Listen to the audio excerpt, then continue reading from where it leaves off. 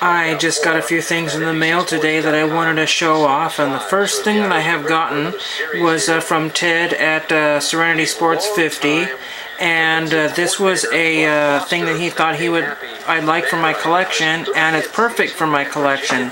It's an old spaceship's Gemini orbit, first manned Gemini from 1965, and this is a publication photograph that was used in publication. Let's see if I can get a better shot there. You can see the markings, and if you look closely, there's been some paint or something added to the jacket, and somebody said, get rid of that guy, get him out of the shot. And so the older the NASA photograph and the more documentation that it has on it, on the back of it, the more valuable that it is. I'm not exactly sure what that barcoding was there for a collection or something. I'm not exactly sure. People want first generation photographs or earlier photographs. They don't want the recently printed lab ones, even though they might be the same picture. It doesn't hold the same kind of collector's value. So that was really awesome, and I have something to send you when I get some mail out next week. That's a very neat picture, and I will put that in my binder. I got one TTM from Diego Valeri, and he played on the Portland Timbers this year, and he's a very good player. I guess he was a two-time All-Star and all that, and that finally came in, and that's really neat. He's from Argentina, so that's really neat.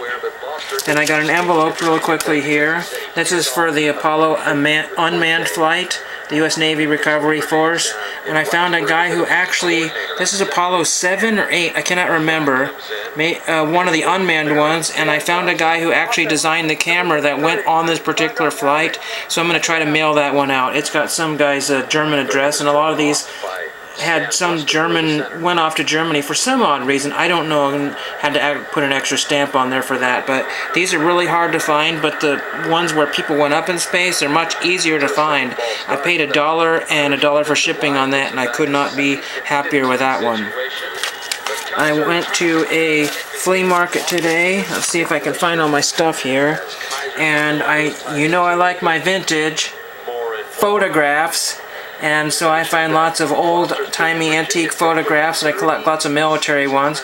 This is not military, but it's a little boy with a U.S. Navy cap on. It's kind of interesting. It looks like a bookmark, and it explains who he was, when he was born and all that, so that's kind of neat. These were 50 cents a piece. Here's a soldier from World War I, or somewhere in that time period, so that's really cool. Here's a World War II picture, which is really, really cool. Sorry about the glare on the camera. As I said, these are all 50 cents. For whatever reason, there's a strange glare there because of the window I have. So that's a really neat picture. And then this is one of my dad's favorites, this guy with the machine gun. It's mounted on cardboard. It's really cool.